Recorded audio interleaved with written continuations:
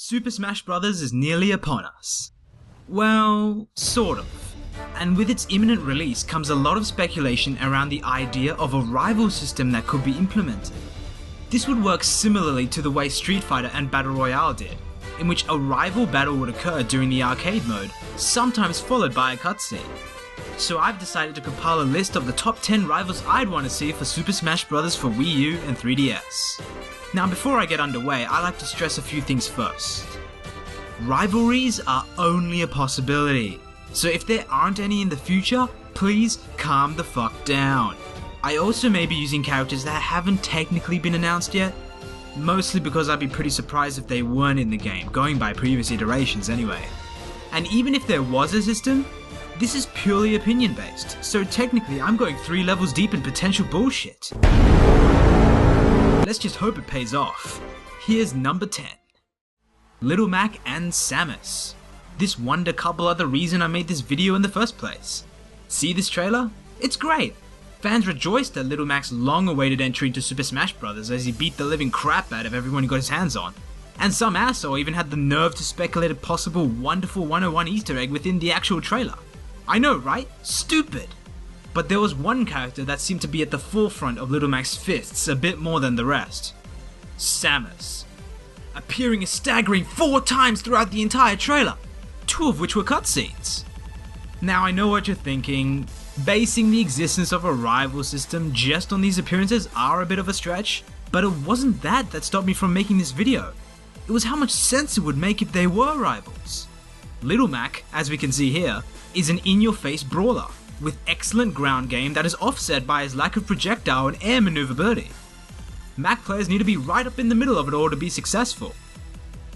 Samus on the other hand is more than happy to stay out on the sidelines, zoning her opponents using the plethora of weapons she has up her arsenal.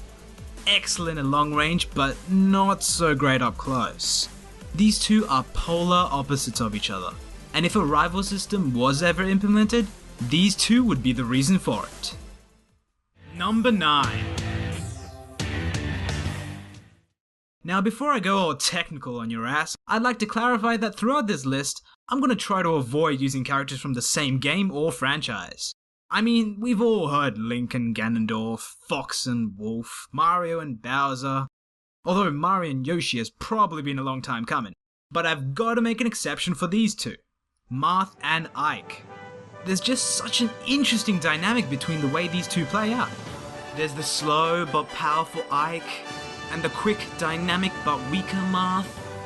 I mean, they're both swordsmen, they both have counters, so if you put these two together, you're in for one heck of a sword fight. Number 8. Pikachu and Meta Knight. You know why? Because they're both cheap as fuck. Pikachu with one move, and Meta Knight in everything else. Number 7. Luma and Rosalina. One of the few characters that have their own secondary fighters alongside them. It just seems fitting to put these two together in a fight to the death to see whose slave will come out on top. Who will win? Oluma's suicidal Pikmin or Rosalina's star puppet thing? Alright, jokes aside, these two can really shake up the competition. Oluma's offensive game is mostly rooted on dealing damage while they're distracted by Pikmin. Rosalina can use Luma as practically a clone of herself, able to mimic her entire moveset and prevent grab attacks. And while they both do have quite a steep learning curve, they can play some killer mind games, and as a result I reckon they would make one killer rivalry. Number 6. Wario and Lucario. Wario builds up his fight as time goes by, Lucario builds up his aurora as he takes damage. Together, they're the build-up brothers. But seriously though, this unlikely pair are without a doubt one of the few anomalies in this game, with unique movesets that are both powerful and unpredictable. I mean, even their names rhyme. You gotta give it to them for that. Number 5. Link and Pit. These guys are basically the same boat as Marth and Ike. Not literally, but who knows what these two would get up to if they were put on a boat together. Because this bow-wielding, shield-bearing, skirt-wearing dynamic duo has a large emphasis on the use of a variety of different tools to gain the upper hand on the battlefield. Plus, they probably got their fair share of game fan art together, so in the end, I'm really just trying to cater to that particular crowd. You're welcome. Number 4! Ness and Ganondorf. Alright, I'm gonna be honest with you here. I mostly put these two together because the idea of an old man versing a small young schoolboy entertains me. Ness, fighting back pedophilia since 1980. What the fuck? Number 3! The Wii Fit Trainer and Mr. Game & Watch. The main reason I reckon this crazy twosome should be rivals is just how bizarre their appearances are in these sort of games. I mean, sure, we're probably used to Game & Watch by now, but I can't be the only one who raised their eyebrows a little bit when he was revealed from Melee for the first time. And I'm sure there were more than just eyebrows that were raised when the trainer was announced for Wii U. I mean, everything about them is just weird. Half of Game & Watch's moves involve throwing animals and cooking utensils, and the trainer fights with yoga.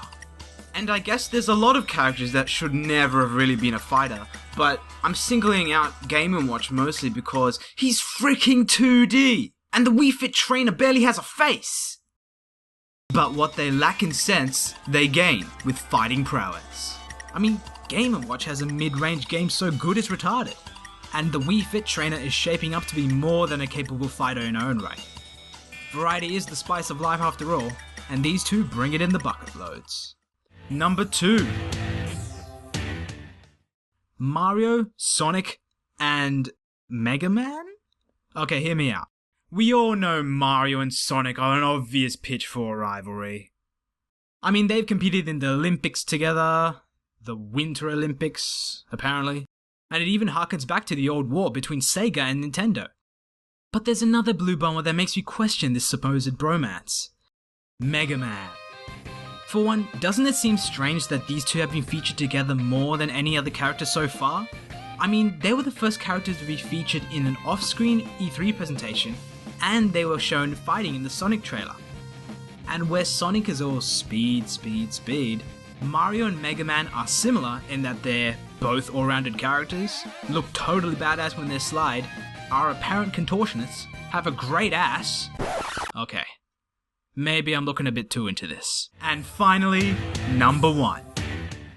Yoshi and Kirby. These two are a match made in heaven, and I'll tell you why. They're both cute, adorable, come in many shapes and colours, and involve putting you in their digestive tract in some shape or form. If these two aren't rivals, there'll be riots in the streets, I tell you. Let the battle of the cutest begin. But that's just my take on it. So what's yours? Feel free to let me know in the comments below.